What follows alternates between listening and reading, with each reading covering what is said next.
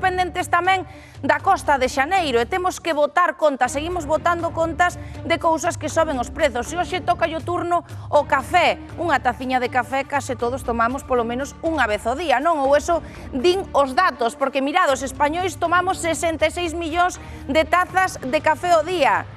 Aí é pouco, meu Deus, pero ollo porque no último ano o grande café subiu o seu prezo, subiu un 70% o seu prezo. E nos últimos 3 anos, se mercamos o café no supermercado, xa pagamos por el un 57% máis. Falamos do café, pero moitos de nós non o tomamos só, senón con leite.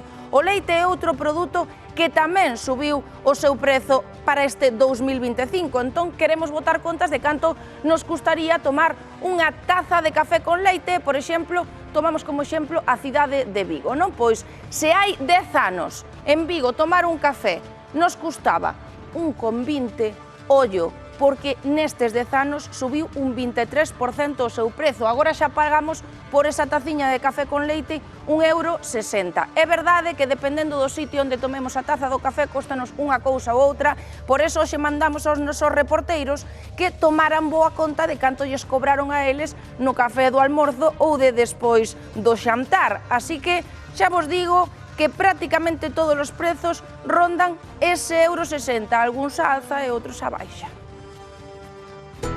Aquí na cidade de Ourense este café con leite vale 1,30 e póñenlle así unha galletiña a picotear. Estou nunha cafetería de Verín onde acabo de pedir un café con leite. A ver, a canto está este café con leite? Imos preguntar ao camareiro. Café con leite a 1,30, cortado a 1,20 e solo a 1,10. Subiu o prezo? Vos subides o prezo do café? Este ano non. Pois mellor aínda, para seguir tomando. Gracias. Estamos en Vila García, no Bar Andaina, acabamos de pedir un café con leite e a nos custounos 1,40. E vamos a aproveitar para tomalo hoxe porque xa nos dixeron que para a semana que ven sube a 1,50. Vamos a aproveitar que fai frío.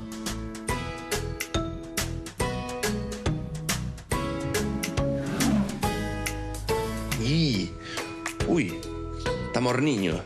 Café con leite, cremosiño no Concello de Ames, un anaquiño, 2, son xenerosos aquí, de biscoito, €1,50 o seu custa.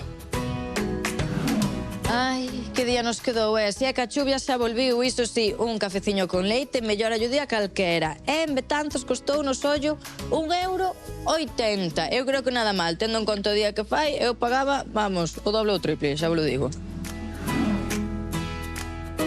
Fixemos unha paradiña para o café aquí en Santiago, e na capital de Galicia. Un café con leite ronda o €1,90.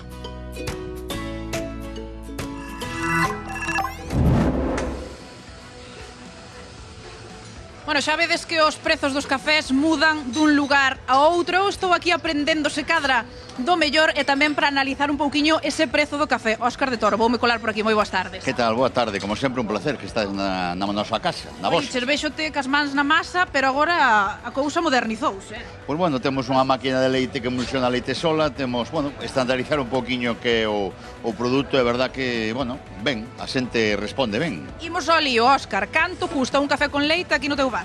Pois sigue costando o mismo, ao final.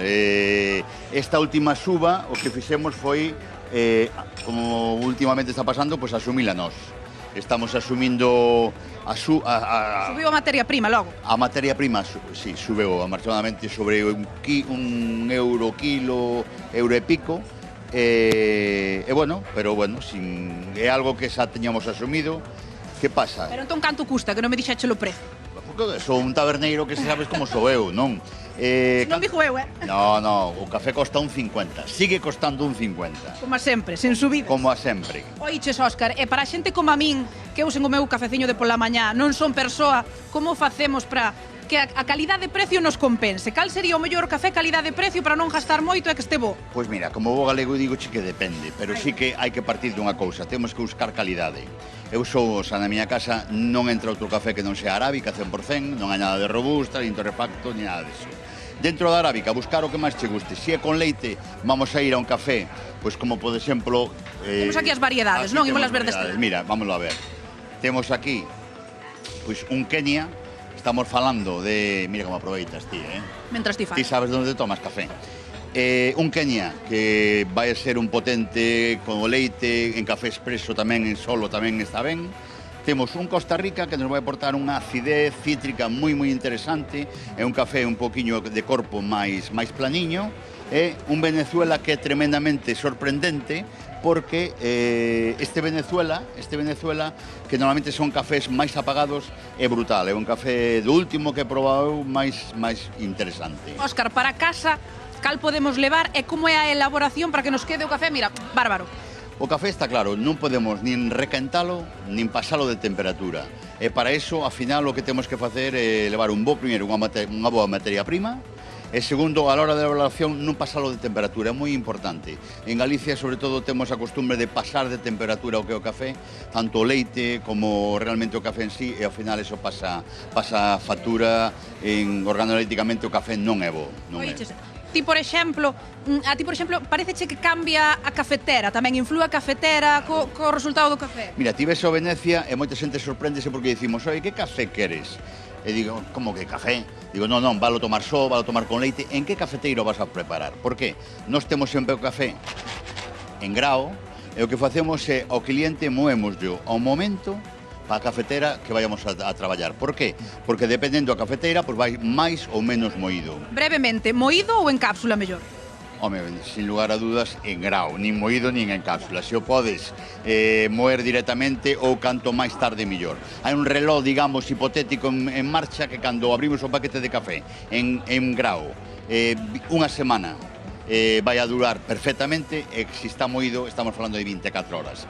Ninguén se vai morrer intoxicado, pero cambia moito o sabor. Óscar, levamos a lección aprendida, moitísimas gracias. Eu sou unha gran cafeteira. O té cústame un pouquiño máis, pero está moi de moda agora o té matcha. Rocío, eu non sei se ti o coñeces e o probaches algunha vez. A min, María, encántame o té, pero a verdade xustamente hoxe almorcei un té matcha con leite de soya e xa che digo que non me encanta, porque ten así un amargor que se me fai un pouco forte. Prefiro outros tés que o té matcha. Bueno, eres das miñas, entonces porque eu tampouco acabo de collerlle o gusto, e vos, os galegos, gústavos, probástelo algunha vez? Noelia ten todas as respostas e todas as claves desta nova bebida de moda.